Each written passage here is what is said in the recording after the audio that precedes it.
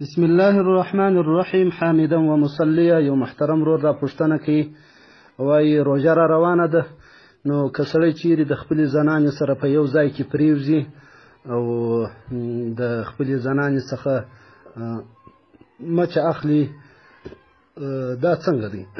یا خپل بدن د زنانې سره مشلي د دې پروتې په حالت کې، نو دا څنګه دی؟ روژه ماتوي که نه ماتوي او که څنګه ترتیب دی؟ د دغه محترم رور د پوښتنې جواب زموږ د فقه حنفي د رویې څخه دا دی چې محترم رور، روژه خو په دغسې شیانو باندې نه ماتېږي. روژه کې چې جماع یې ونسي او یا خوراک و څښاک ونسي، په دې شیانو باندې روژه نه پاسېږي او نه ماتېږي.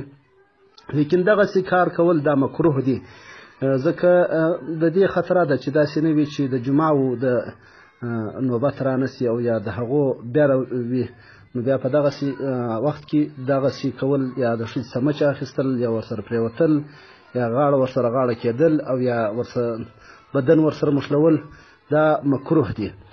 که چیرې دی په امان نه و، او که چیرې په امانو بیا څه باک نه لري. یعنې مقصد د خلاصه د خبرې ده، د ښځې مچه وسړي ته مکروه ده، او مسه کول د ښځې وسړي ته مکروه دي، او معانقه ورسره غاړه غاړه کېدل دا مکروه دي، او بازی ورسره کول دا مکروه دي.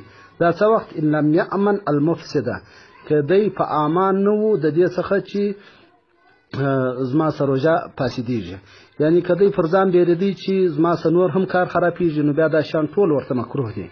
او که دی په امان و چې زما سره جماع نه کولی کېږي، نو بیا دا شیان وده ته نه دي مکروه.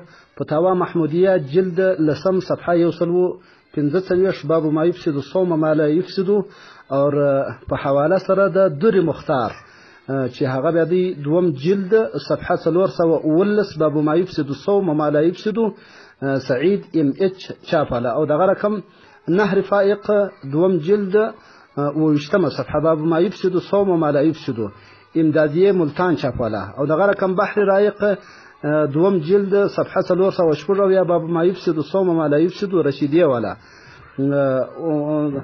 په لحاظه محترم رور، که دغسې بیره او خطره د دې وي چې ستا څخه نور هم کار خرابېږي، نو بیا دغسې کول دا مکروه دی، او که دا خطره نه وي بیا نه دی مکروه. والسلام علیکم ورحمة الله وبرکاته.